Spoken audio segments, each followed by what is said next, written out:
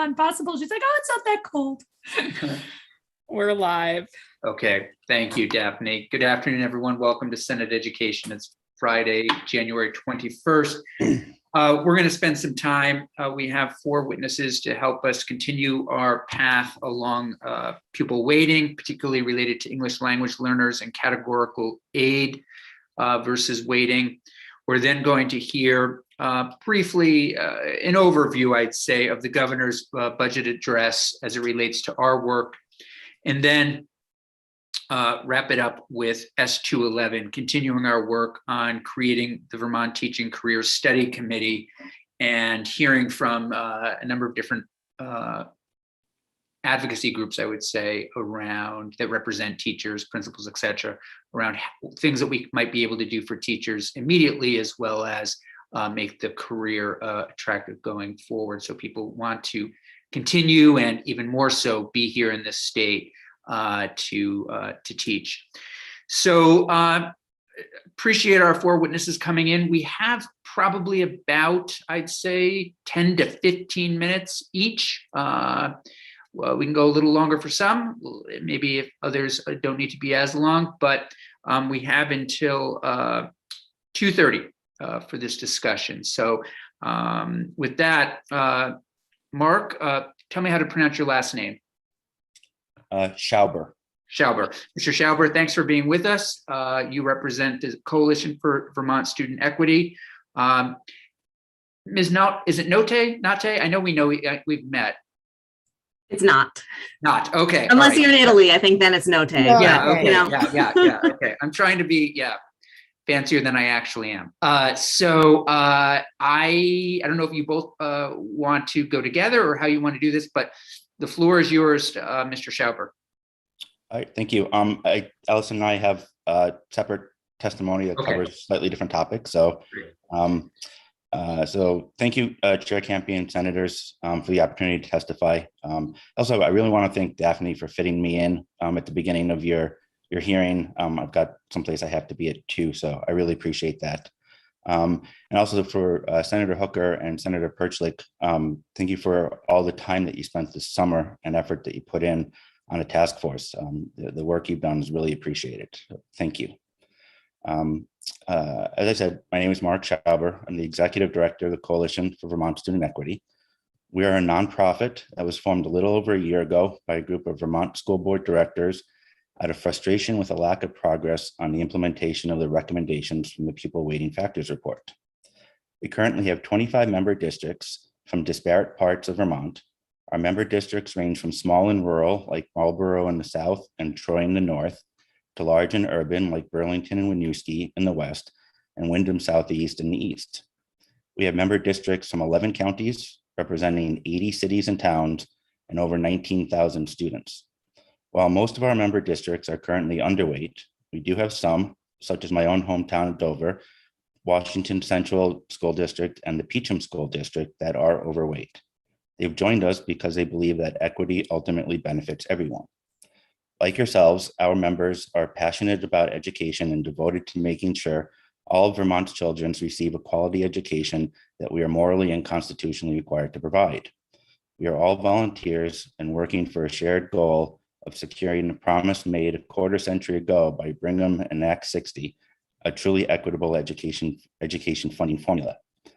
Since I was asked to speak about ELL, I won't let myself go on a tangent and talk about the reverse foundation formula, also known as the cost equity formula, but I'd be happy to come back anytime to discuss the merits of the pupil weighting formula over a complete overhaul of our education funding system with who knows how many unknown unknowns at your convenience.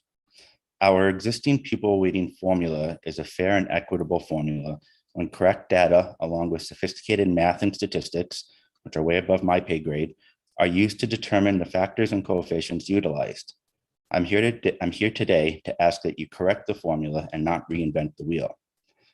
While Winooski and Burlington currently have the bulk of ELL students in the state are members of the coalition, we also have members that fit the other 2 tranches you were all describing earlier this week. Whether we're talking about roughly 600 ELL students in Burlington, fewer than 50 in Barre, or none in Cabot, all members of our coalition are of one mind. funding for ELL should be maintained as a weight, but updated with the corrected value. Excuse me. Our members don't see correcting the weights as producing winners and losers. We see correcting the weights as a way to stop the bleeding from our underweight districts that has caused immeasurable harm to a generation of kids. We see correcting the weights as leveling the playing field, so regardless of where a child lives, they will receive the education they need and the district will have the taxing capacity it needs to provide said education. We also see correcting the weights as built-in workforce development and an economic driver for Vermont.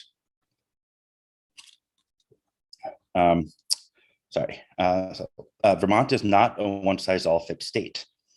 When one advocates for so-called cost equity payments or categorical grants, they're making the decision that whether we're talking about Bennington, Winooski, or Troy, the cost of educating an ELL student should be the same. And if they aren't, it's the local taxpayers that should make up the difference. That's antithetical to our system of a single shared pot of money. Costs are not the same in every corner of the state for all size districts or for different demographics across the state. As seen in the January 12th memo from Professor Colby and her team, the calculated cost equivalencies are averages from across the state. Applying a single dollar value to all ELL students would be inherently inequitable and a step backwards from our current system of weights based on actual needs and costs. When Senator Hardy was in your committee the other day, she briefly mentioned the possibility of a hybrid approach. The coalition could get behind a system that implements the recommended corrected weights by Professor Colby and her team, along with a grant program on top of it for districts with low incidence of ELL students and insufficient resources to provide the federally required level of education.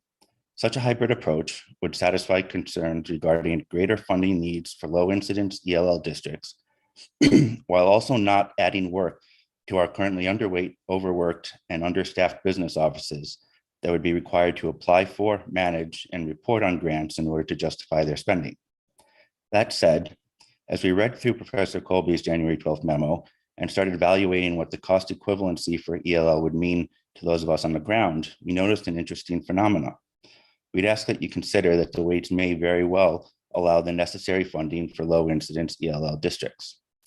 Let's start with the premise that the research, results, and recommendations by Professor Colby and her team in the Pupil Weighting Factors Report of 2019 and subsequent memoranda responding to questions posed by the task force on the implementation of the Pupil Weighting Factors Report is accurate, reliable, and good science.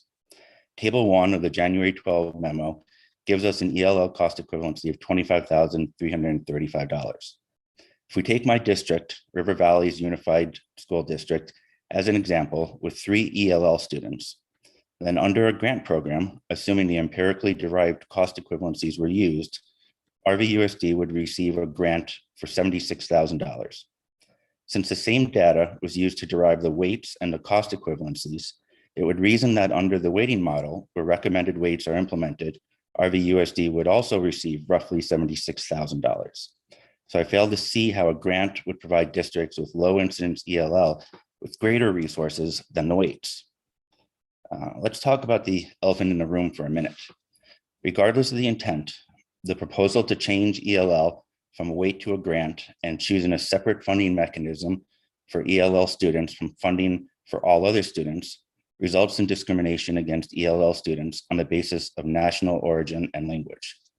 I'd like to draw your attention to the difference between equity and equality.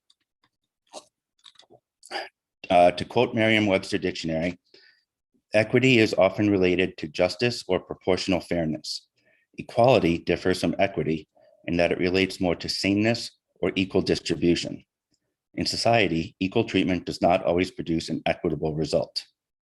Grants, whether categorical or in the form of cost equity payments, achieve equality, not equity. In order to achieve a system of substantially equal educational opportunities, we must have equity, which we will achieve by correcting our existing funding formula, but would fail to do so with a system of grants. Thank you for the opportunity to share some thoughts with your committee. You have some difficult decisions to make, and I don't envy you. During your decision making, please keep in the front of your mind the more than 80,000 students in Vermont, And to borrow the motto of the Taconic and Green School District, all of our children are all of our children. Thank you very much. Thank you, Mr. Schauber. Any questions for Mr. Schauber at this time before we pass the baton to Ms. Knott? Okay. Allison. Great, thank you. Thank you all for inviting me here today and giving me this opportunity to share my perspective. I'm Allison Knott. I serve on the Rutland City Board of School Commissioners and also the Coalition for Vermont Student Equity that Mark was just speaking of. Rutland City has seen tremendous growth in the needs of our students in the last couple decades. We have been fiscally responsible and streamlined our school budgets to balance decreased student population and in turn decreasing staffing. Despite these reductions, our per pupil costs continue to grow. Our proposed budget for FY23 is for the first time above the estimated state average per pupil cost. Over 75% of our student population lives in poverty, and when you look at our younger grades, that's closer to 95%. Rutland City Public Schools has done amazing work with our limited resources.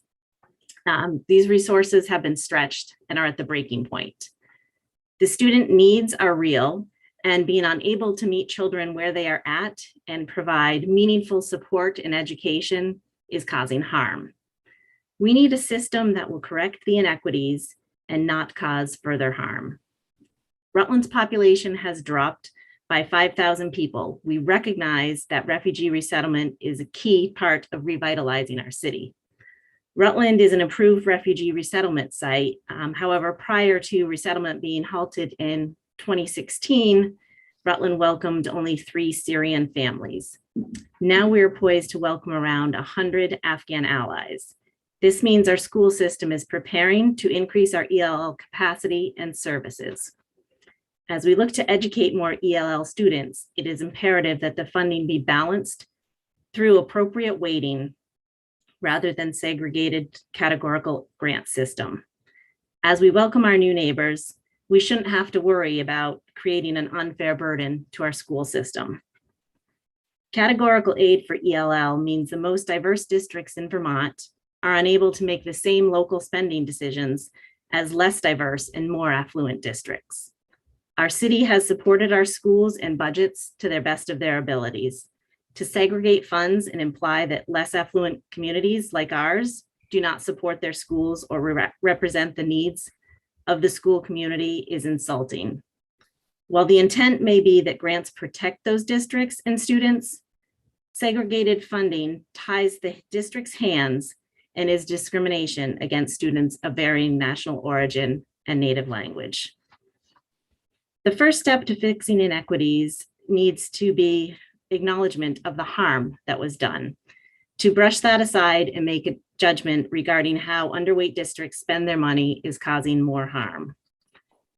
The UVM pupil weighting study showed that poverty, ELL, and rural students cost more to educate, resulting in schools that have been underweight for the past quarter century. The task force on pupil weighting decided to look at the average spending in those districts to ballpark needed costs. This thinking is creating another system that perpetuates inequities. It has already been demonstrated that these districts are spending less per pupil than less diverse, more affluent districts. Even if a large dollar figure, such as $25,000 per ELL student was adopted as categorical aid, there can be unintended consequences and inequities that grant funding can perpetuate. The weighting system is empirically derived with known outcomes. Categorical grants may still provide some schools with too much money and some schools with not enough. There are various needs, factors, resources, and costs that are not equal across the state. Please consider the harm that has been done by underfunding our more diverse school districts and consider adopting corrected weights to implement change and support equity of educational opportunities for all Vermont's children.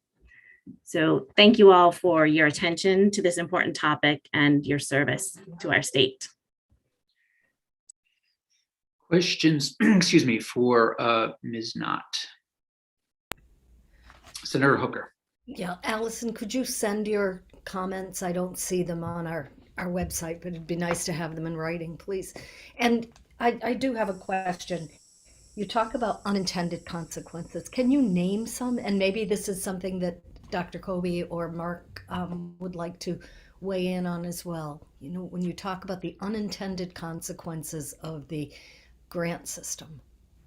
So currently, our funds all come through, well, not all of them, but the majority of the funds come through a source. So if we find a need that an ELL student is earmarked with categorical aid, that grant funding is tied directly to certain services. Whereas we may identify that what that student actually needs would be more social related services that may or may not fall under what the grant is. So we are less able to shift our resources to truly meet what the demand is on the ground for all student needs. Does that clarify? I mean, that's one potential. I'm sure there are hundreds of others. Right. And I know the other day, we talked a little bit about, you know, how tied are those funds? And it's, I'm sure, something that we'll want to learn more about, but I can understand what you're saying, certainly. Thank you. Other questions for Ms. Knott? Allison, I don't know if you can stick around for a little bit as we dig into this a little bit more with Professor Colby. We may have questions for you. Sounds good. Thank you. Okay, terrific. Professor Colby, thanks so much for being with us. I know you've submitted some slides and the floor is yours. Good afternoon. Thank you for the invitation. It looks like I'm co-host now. I can move forward in one of two ways, and okay. I'd like a little bit of feedback from you and your committee, Senator Kempin. I did prepare some slides with the goal of clarifying some of the points in our memo, if that's useful to the committee. I understand that there's also a particular interest in ELL. So I can walk through my slides, which are the front end of which is really focused on clarifying some of the key points in our memo. And then answer specific questions about ELL. But if you're feeling as if you're clarified enough on the memo, I can go right to ELL. What is your preference today? So speaking for myself, I would like to have you go through for the, and give us the clarification. And we have the slides on our computers, so no need to pull them up. No need to share my screen. Okay. No need to share the screen. So we all have them unless someone's indicating otherwise. Okay. Sure. What I'll do is I go along, I will indicate the number. Great. And I am just fine. If there's an immediate question that comes up from one of you, feel free to chime in. I know that sometimes when we're doing clarification conversations, it's easier to get things clarified in the moment as opposed to hold a question. So I'm fine with that too. Appreciate that. So I'm going to just start with slide 2. I think it's a good idea to level set here a little bit about sort of where we are. And just as a reminder, the pupil weighting study that we've been talking about now for a couple of years was a legislative commission study, as a part of Act 173. And there have been 2 updates to the findings that were in that original report. Both updates came at the request of the task force when they asked us to change assumptions and respond to some additional and ask for some specific analysis. So the first request was to update and recalibrate the weights based on some revised assumptions. And those assumptions were to revise the poverty measure and to change the weights from multiplicative to additive. So they all sort of carry the same weight in the weighting calculation. And then the second, we reported on that in an October 28th memo. And then there was a second request that came in response to, I guess, option 2, which is the cost equity or the reverse foundation formula consideration, which was to develop these per pupil cost estimates for the identified cost factors. We did that. And along with that, there were some questions around ELL and how we might think sort of our opinions on some questions with respect to creating a categorical grant program for ELL. We responded to those in the January 12th memo of this year. So there are actually two memos out there. So I'm going to talk about the first and the second memo together a little bit on slide 3, just so that we're all clear about what these new estimates look like.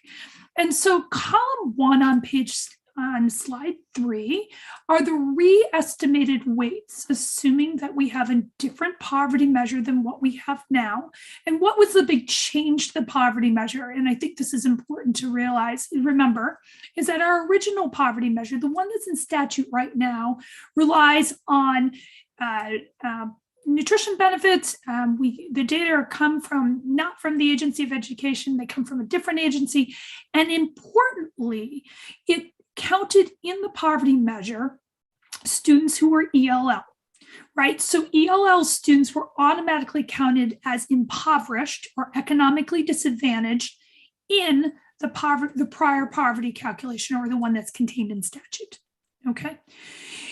The new poverty measure that we were asked to use in our sort of re-estimation that we reported in October is to only use eligibility for free and reduced price lunch. And I know the task force spent a lot of time, I'm sure Senator Hooker can speak to and certainly Senator Proportionality when he's here, spend a lot of time thinking a lot about poverty measurement. It's a very difficult thing to do in schools. But the measure we were asked to use is FRL, which is free and reduced price lunch.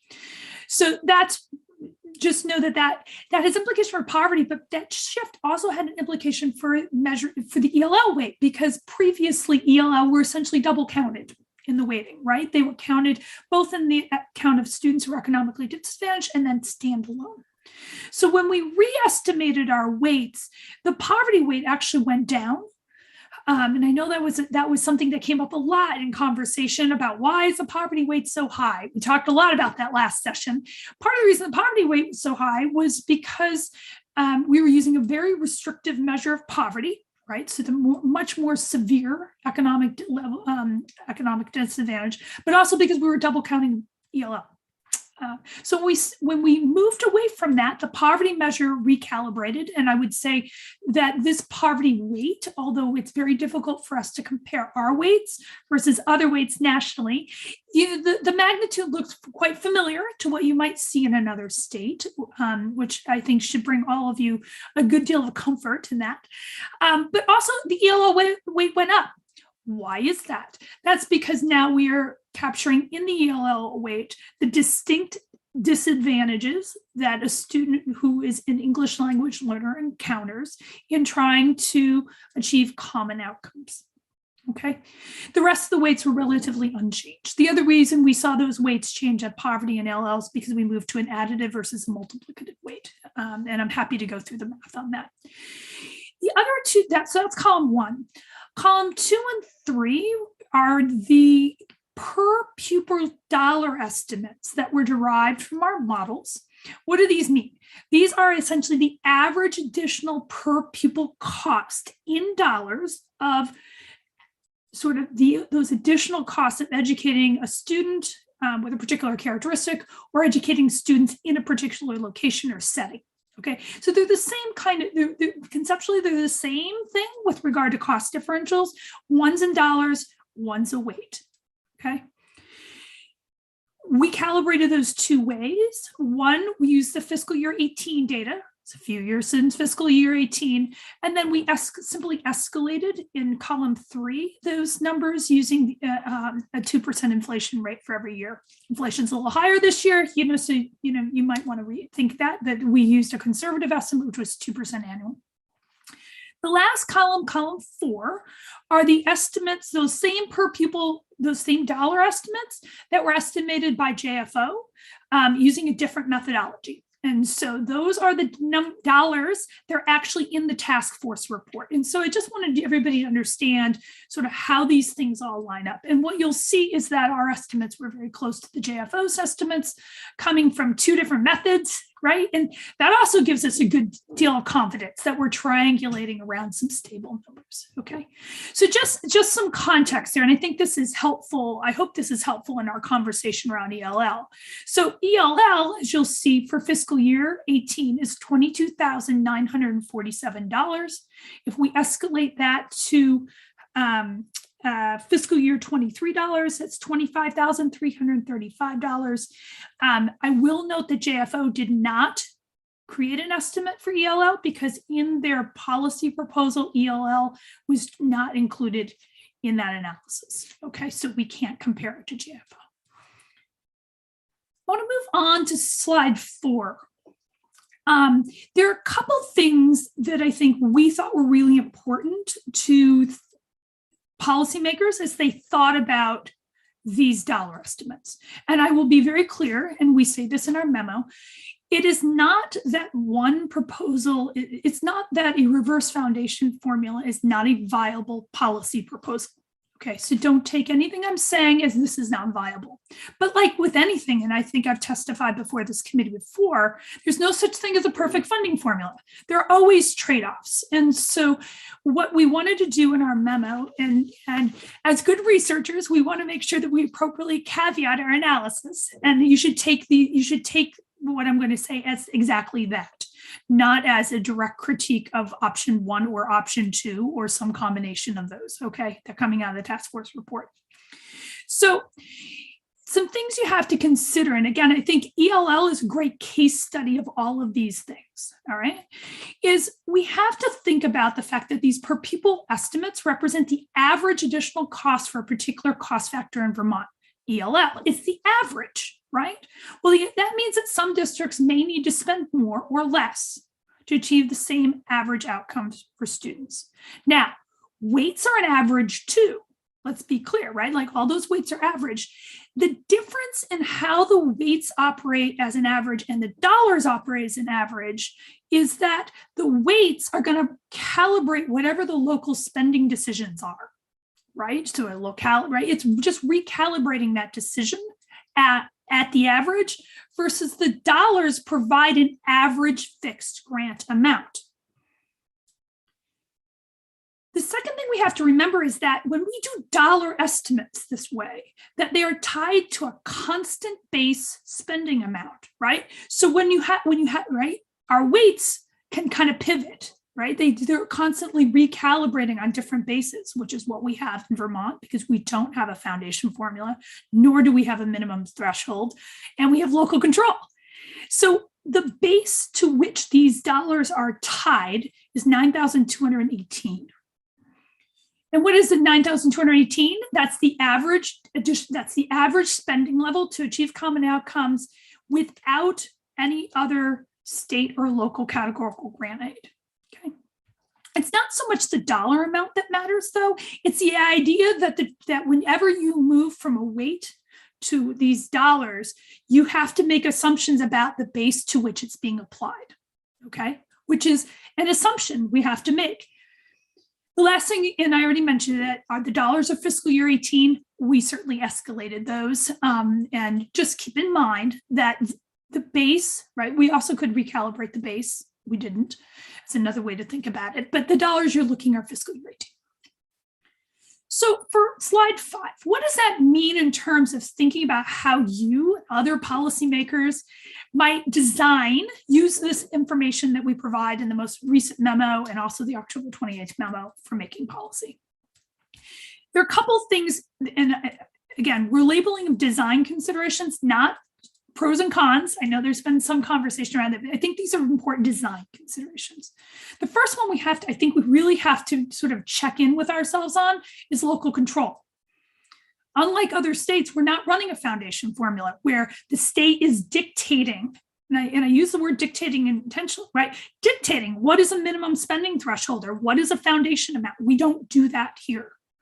And because we don't do that, when we start to append things like categorical grants, they may behave really differently in our funding formula, the incentives and disincentives that we see in other states. That may work very differently in our system. And I think that's just a design consideration we have. And so as you're thinking through these options, we have to tease this out further in terms of how do these options interact with local control over spending decisions, right? Our existing formula is designed to allow towns to make decisions about spending and taxation, full stop, right? That's how our system's designed. There's no minimum or maximum spending level, and we have this uneven base.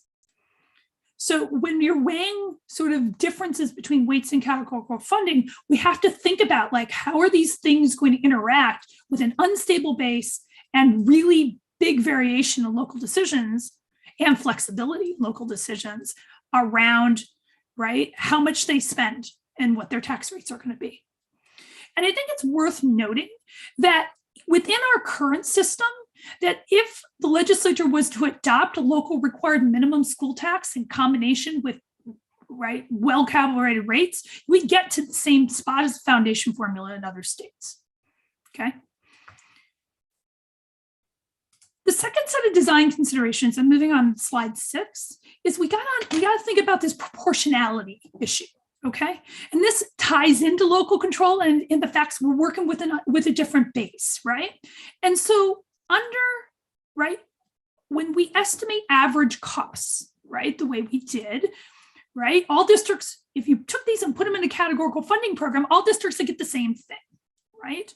And we can debate whether or not we would tie their hands with spending decisions and reporting requirements, things like that. Let's take that off the table. Let's just say they're all going to get the same.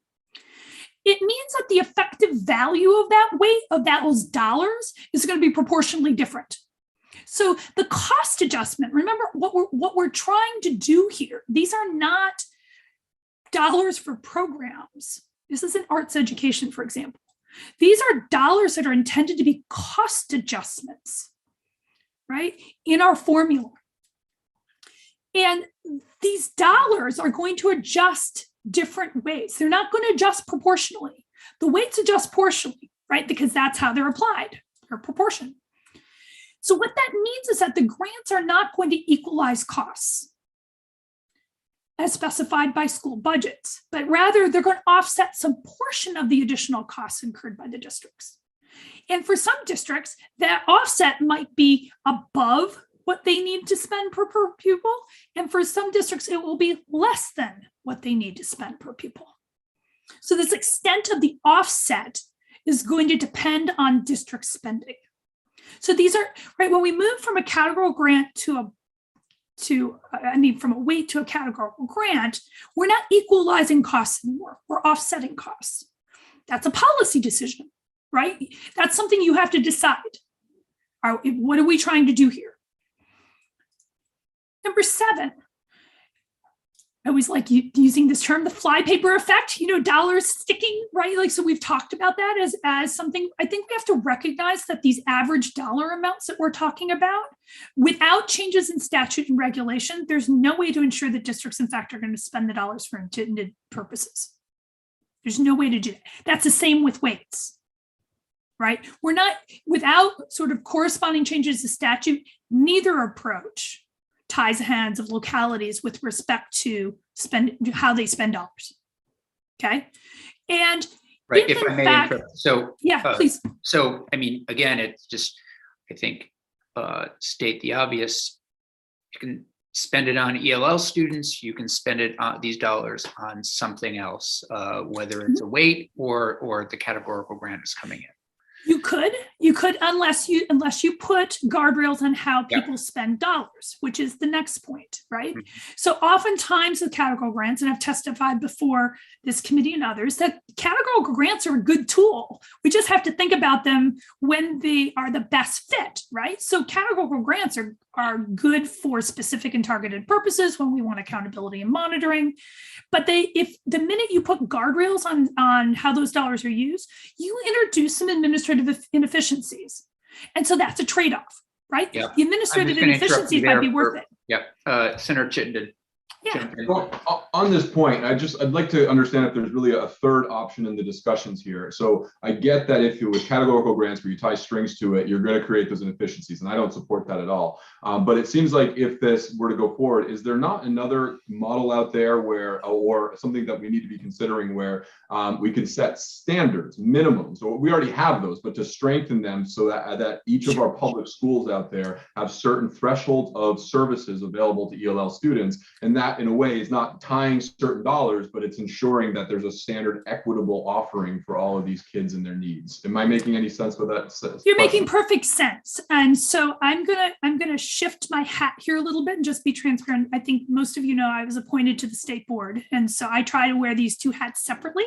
But I will say with wearing my state board hat is that in fact, the educational quality standards, which are in regulation, right? That could be a role that they play. And the education quality standards will be opened back up as regulation in the near future. So I'm shifting back over here to Dr. Colby, waiting study author now. Okay. But yes, right. But that's why I said without changes to statute and regulation, Senator Chittenden, right?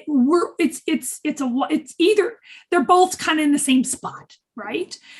And so if you do tie hands on dollars, though, you do introduce administrative inefficiencies, but sometimes that's worth it, right? You got it, right? You got to think that through.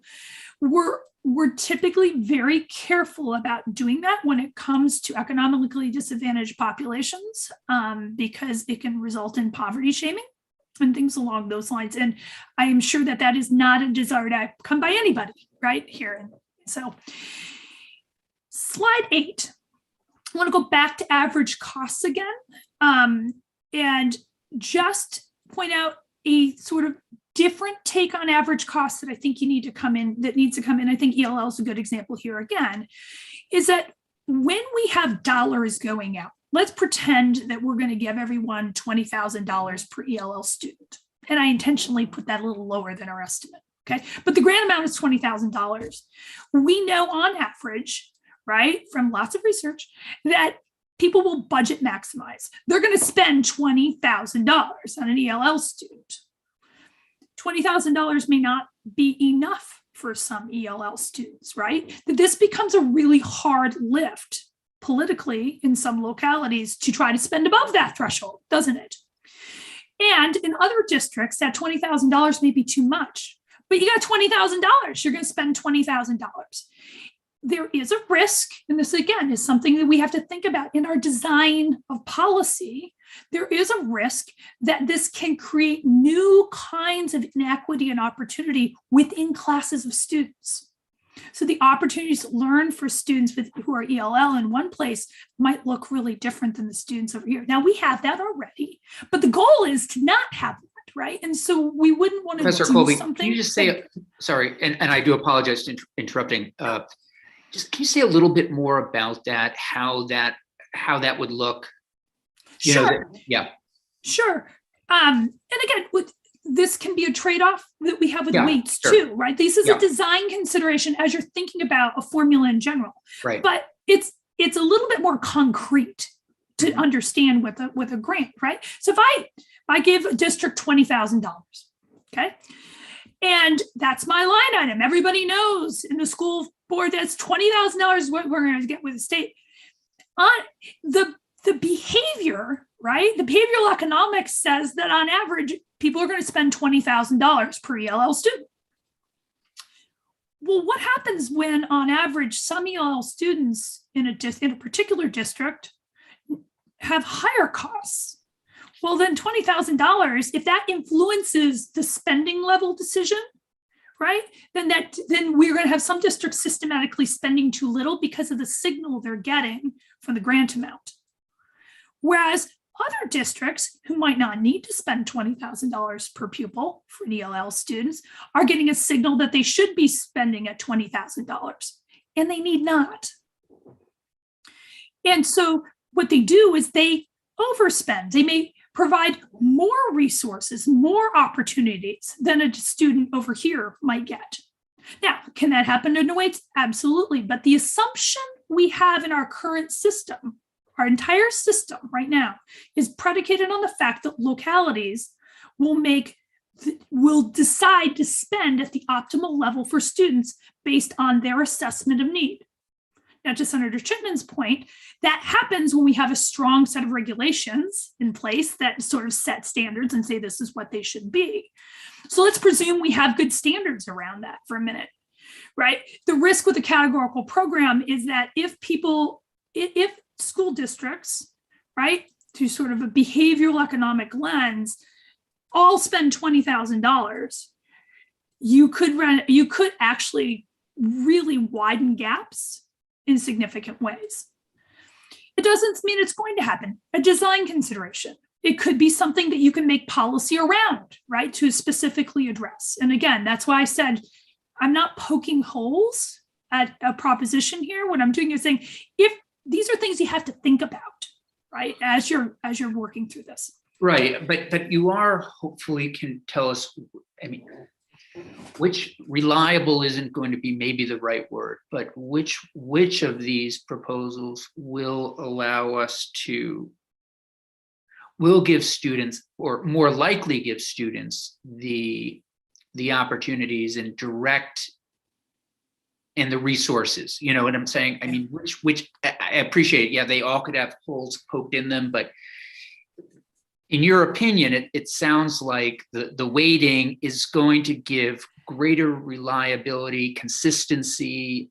Consistency might be the better word, across the board. I think what we would say is this, is that within the system we have right now, the weights play an important role in calibrating costs. So I'm going to go back to equalizing costs versus offsetting costs. And that's a fundamental assumption in how our system works, right? And so I think the weights, and this was actually really brilliant on the part of people who came up with Act 60. Like, we should pat them on the back. This is a really smart idea, right? Calibrates costs through tax capacity. It's imperfect, right? But within the context of the system we have, if those weights are calibrated appropriately, then the cost adjustments work, right? With the reverse foundation formula, what we're doing is we are appending or grafting another whole set of assumptions onto a system that's already pretty complicated. And I think what we will say is that it introduces another set of risk factors that are relatively unknown and unpredictable. And, you know, I think those are things that really need to be carefully considered. It's easy to talk about. I think it's easier for us to talk about all of the potential challenges with equalized pupil calculation because we've got, 20 plus years. And I'll go back. There's no such thing as a perfect funding formula, right? Sure. But I think we really got to kick the tires here on what it means to make this shift and think through what these trade-offs might mean and make sure that the intended and the potential unintended consequences are pointing in the direction that we want them to go. And I think what we would say at this point is that we have a lot of questions. And I think the task force said that too. And Senator Hook, I'd be interested in hearing your perspective on that as well. My read of the task force report is they were pretty transparent in saying, this is an idea, but it needs a lot more thinking and conversation and work. But I'd be interested in your thoughts on that. Yeah, I agree with that. And these, as you said, these are options that the task force has put forth. And I'm happy to have these discussions, first to understand it better, and secondly, to make sure that we're looking at all of the angles for this. And I guess my ultimate question is, which is going to serve the students and the system better? And why, I'm still trying to grasp, what are the pros and cons of each of these, whether it's grants or weights. So, and I wish there were a perfect answer, but as you've said, there isn't going to be a perfect answer. And I think to Senator Campion, that's part of the reason that we're being very careful not to say, well, A or B, I think I can see a path forward for both of those. But I will say, and I think we were careful to say this in our memo, that there are some design considerations with respect to using the dollar amounts that we generated from our analysis and just plopping them into a funding formula that really need to be thought out. And those are the things that I'm trying to highlight here, is that I think these are things that need a lot more thought and conversation. What I will say, though, the other thing I will say, and I heard this in the earlier testimony, and I know there's been a lot of conversation around this, is that meanwhile, while we're having these conversations, we have a system that's not very equitable, right? And I think that weighs heavily on me and my colleagues when we're having these conversations and trying to talk about design considerations and careful consideration, all this stuff, right? Is that, it does take time to work through those things, but in the meantime, we have a highly inequitable system, right? And so I will say I do feel a sense of urgency with respect to coming up with a solution to all of this. And if in fact it's not within our ability to fully kick the tires on the reverse foundation formula, in the next 3 months, then I think that needs to be considered, right? Okay. Yeah. Do we move to the weights and then do something? I don't know, right? Like, I think these are the political decisions that I think I'm not a policymaker, so I'm always careful. We call them policy decisions, not political decisions. Sorry. I'm kidding. Senator Hooker. Can I just? Absolutely. Thank you. And another thing, as far as, the system that we have now is very complex. Yeah. And one of the goals of the task force was to try to make it less complex. So which of these systems is going to make it less complex? Would be another question that I'd like an answer. I think that's a great question. I think it all depends on how you would implement the grants, right? I think if you're going to add restrictions on how dollars are spent, that adds a different set of complications. I think you heard from the business manager earlier, we already know that there are transaction costs with our special education funding formula, right? In fact, we're trying to get rid of those costs through the Act 173 block grant, right? It was kind of an administrative headache to administer, and it's caused some unintended consequences with respect to how we serve students. We don't have a great track record with small school grant program in this state either, right?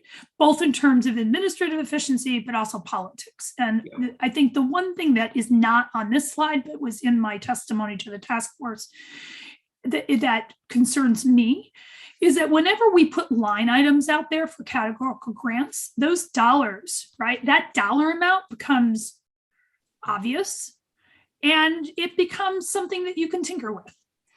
And that takes a lot of political discipline not to tinker with. And if you don't want tinkering, you're going to have to put really tight guardrails around that to make sure it's not tinkered with. But you also know that current legislatures aren't able to sort of constrain future legislatures with regard to spending decisions. And so I think one of the things you have to ask yourself is, how comfortable are you with having a dollar amount that says ELL cost adjustment as a standalone appropriation, that's not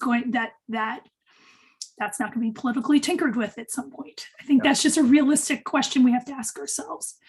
Professor Colby, if possible, I'm wondering if you can wrap up in the next 5 minutes. I don't want to rush you because this is a good conversation, but I also want to hear from Ms. Coombs. So quickly, let me answer the ELL questions.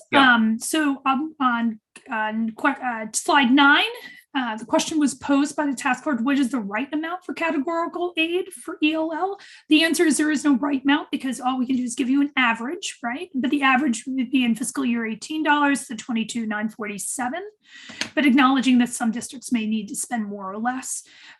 We did put in our memo, we could contemplate a system, and I think I heard this also from the coalition a few minutes ago, where there's a hybrid approach with weights and grants and things like that might take care of some of this averaging thing. It's also something I've heard proposed in the last week or so. Somebody said, well, why not a reimbursement system like special education? Could think about that too, right? For the real costs. I think all of those are viable policy solutions, but we have to think through the design considerations. Question 2 on slide 10, what are our recommendations for adjusting ELL category for economies of scale? The reality is we have so few ELL students in this state. It's very difficult to do models, particularly when we're trying to adjust for economies of scale outside Burlington and Winooski and Rutland. So we weren't able to come up with a precise dollar estimate for that. So I can't give you a sliding scale of what that would look like. So but that highlights that finding one best number for ELL in the state is going to be really challenging. And then slide 11. Question 3, why might amounts used by other states for per pupil ELL funding be different from what is estimated from Vermont? I think this was generated by a review from the Education Commissions for the states.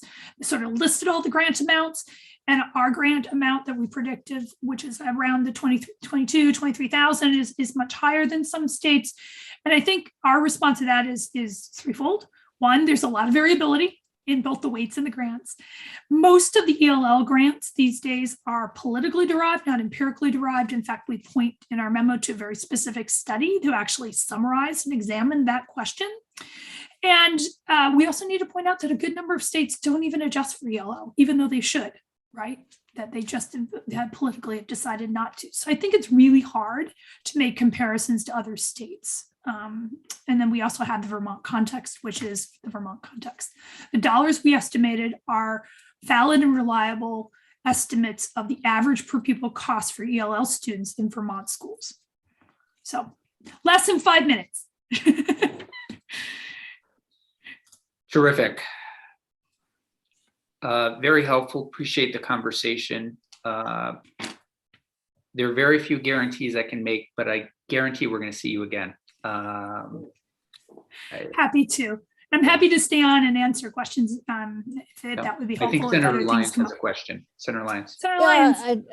I thank you. How are you? Thank you for being here. And you've really stimulated a lot of thinking on this, but obviously we don't want to go back to the drawing board. And yeah, so the work that you did early on and making recommendations about having weights in place is something I keep gravitating toward, but we also understand the distinction between different school districts where there are higher numbers of kids. And so the hybrid model becomes more and more attractive going forward, simply because we have so many schools with limited addition and so many, and then a few with a higher and I think numbers. the task force should be commended for the testimony and the work they did around that, Senator. Yes. Right? That I think what they really shine light on is a couple things. One, that not all districts in the state get federal funding, right? That we really have really distinct ELL populations in terms of need around the state. And we really have different ELL programs operating at different economies of scale. Okay. Yes. Those three things are really valid. And because of that, it's going to be hard to get one best number. Ideally, the weight would always adjust proportionally for whatever a district decided to spend. But that can also, right, where you have high fixed costs, that can be a heavy lift for some districts, right? And so perhaps a hybrid approach is really sound policy. And I think I've heard that come out of the task force and others, the conversations. And, I think that's worth looking at. Well, or maybe it's a transitional issue. When I talk about a transitional issue, I talk about schools catching up with Winooski and Burlington, but then I think, and those with such a diversity of languages and cultures makes it a huge challenge.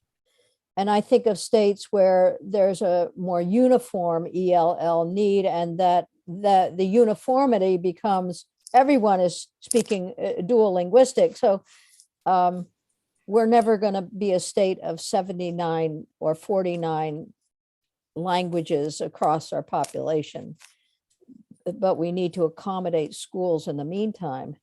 I think even with that, we always are going to have differences in economies of scale across the state. Right. And some of that we adjust for if in fact the legislature decides to adopt weights or grants around school size and sparsity. But the reality is that spills over into ELL too, right? Because we have districts that educate a really small number of ELL students, right? And the fixed costs of providing substantially equal educational opportunities to those students is going to be higher because right? You're going to divide a teacher's time across a smaller number of students, for example. Right.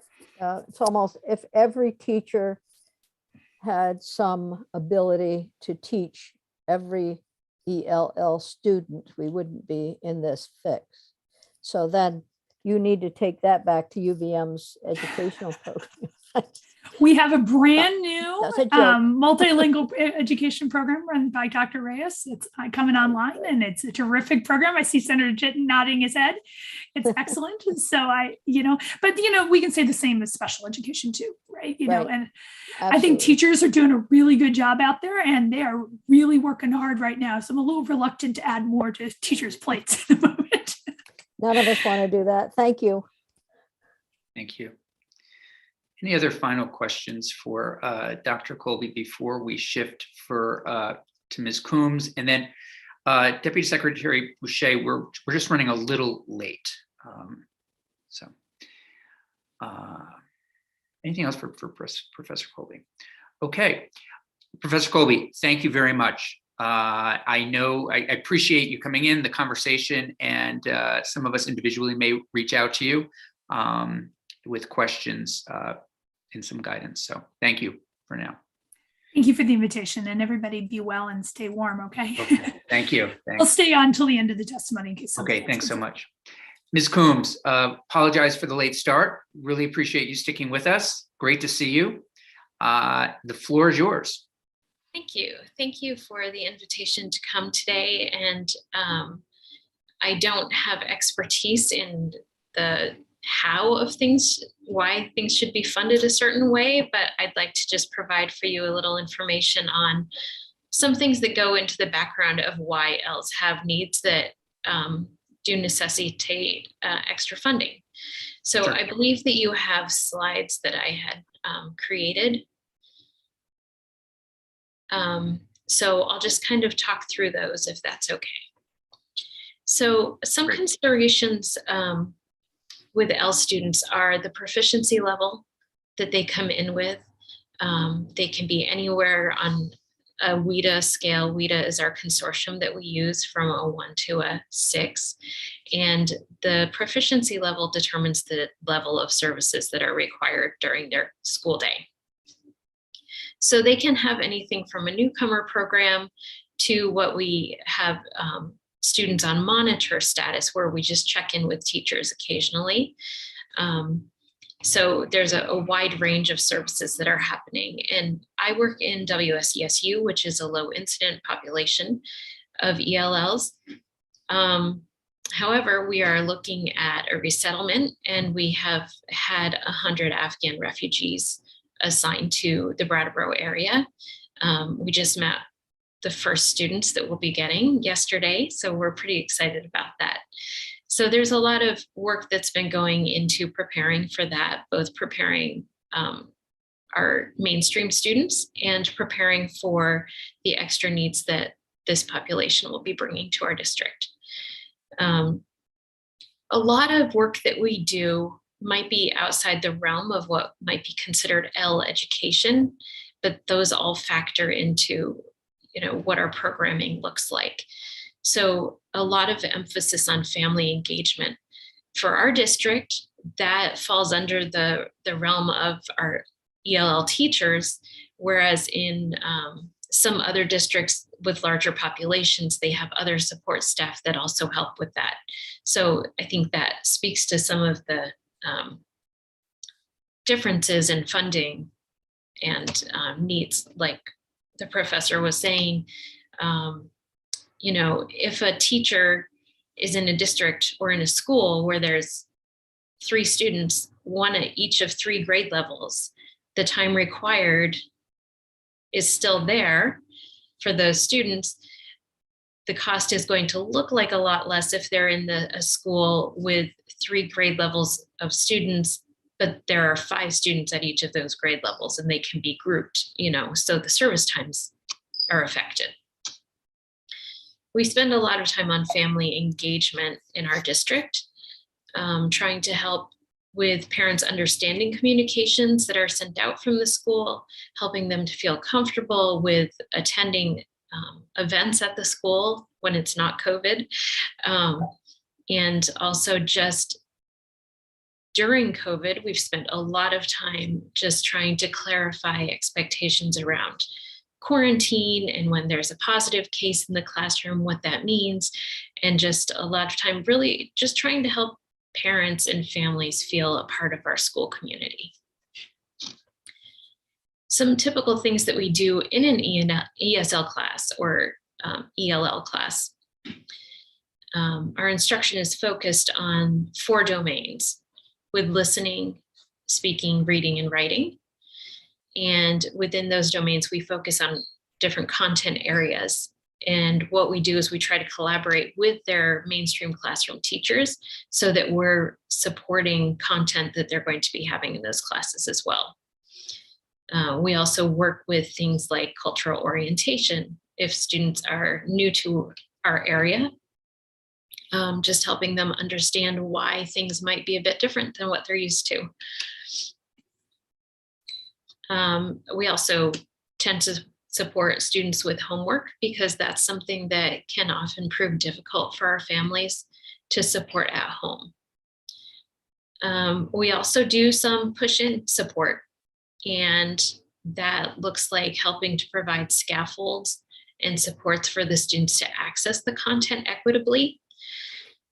So maybe providing a reading at a different reading level, providing videos for the classroom teacher to use so that the content can be made more clear in that way.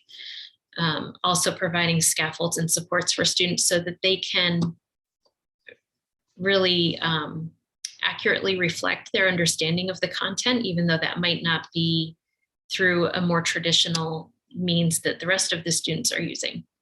Senator Chittenden, I think. Yeah, thank you. I appreciate that. Senator Chittenden.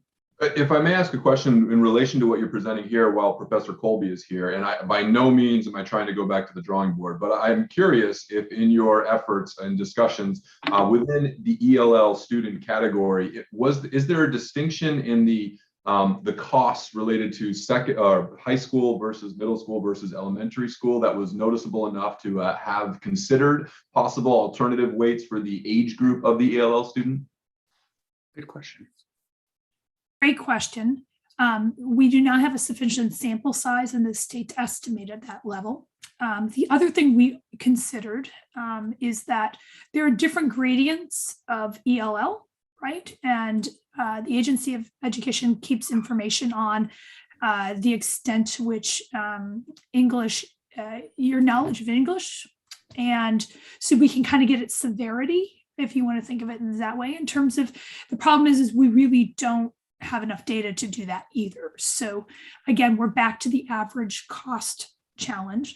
That said, if in fact we move forward with the weights that are in that package of weights, we do adjust. There's a separate adjustment for school size and sparsity that would pick up any independent effects of any independent effects that are attributable to additional costs for operating a small school.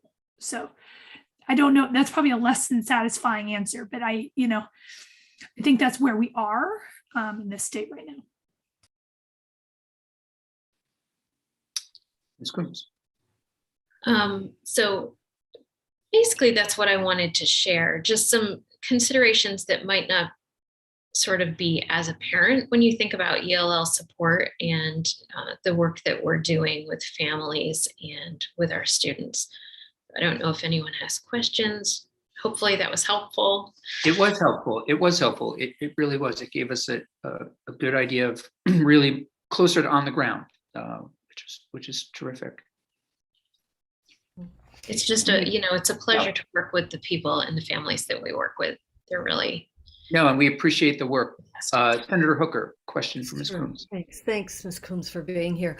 I'm curious to know how many students, ELL students, you have prior to the influx that you're seeing with the Afghanis, and how many of those 100 Afghani refugees are actually going to be in the classroom? Great question. So we currently have about 40 students in the district. So sort of spread out through all the schools in the district. And we're anticipating, I don't know, the number has been a little bit hard to pin down, but somewhere 20 plus students coming with this resettlement. And where's the money going to come from to serve these kids? We're really fortunate that our district is supportive, and they have been wonderful with being proactive and helping us to hire some additional staff already to be on the ground, ready to go as these new students come in. How they're doing that, I'm not sure, but they've somehow managed. Senator Lyons. Yes, thank you. And you're doing some very challenging work, and we appreciate hearing about it. Can you talk, I don't know if you mentioned how many staff are currently involved, or you said you're hiring new staff as well. And I don't need to hear where the resources are coming from right now. They've got to come from somewhere. Yes. But what are the numbers that you're looking at to care for the kids you're seeing? So what we do anticipate is that the students we're getting, for the most part, will be beginning level English learners. And so we can anticipate that they're going to need a great deal of support. And that support will look somewhat the same between elementary and high school, in that we're looking at having a newcomer program in the beginning when they come, which would be basically a half day with ESL staff, and then a half day with supported mainstream classrooms. Okay. We currently have 2.5 positions. That's what we had for our current population. And then we have hired another full-time staff for the secondary level, and looking at bringing on board another full-time staff for the elementary. So you're looking at 4.5. That's correct. People. Yes. Okay, so $30,000 doesn't do it. The other question I have is, I know that I taught Bosnian students when they came in a long time ago, but the refugee resettlement program was expanding at that time. And is there a refugee resettlement program that you're linked in with and are helping these kids? Do you have some community service linkages going on? Yeah, so there's a newly established office in Brattleboro through the Ethiopian Community Development Council, ECDC, and they're heading up the resettlement effort in the area. And they're working with a couple of different community co-sponsorship groups. SIT is also helping out with some English classes for the adults. And nice. Yeah, it's been amazing to watch everyone come together in the community for this. It's really nice. It's terrific. I have some wool socks I could donate, and I think everybody needs them right now. That's right. That's for sure. Yes, we were talking with the families yesterday and just warning them a little bit how cold it was going to be today. Yeah, definitely. Ms. Coombs, we really appreciate everything you're doing on the ground. It's terrific. And we'd love to have you back for an update, honestly. Thank you. Perhaps later this session, it would be great. Aside from, the details of this work as it relates to weighting versus categorical, but just, again, that on the ground look would be terrific. So please stay in touch. Yes, thanks.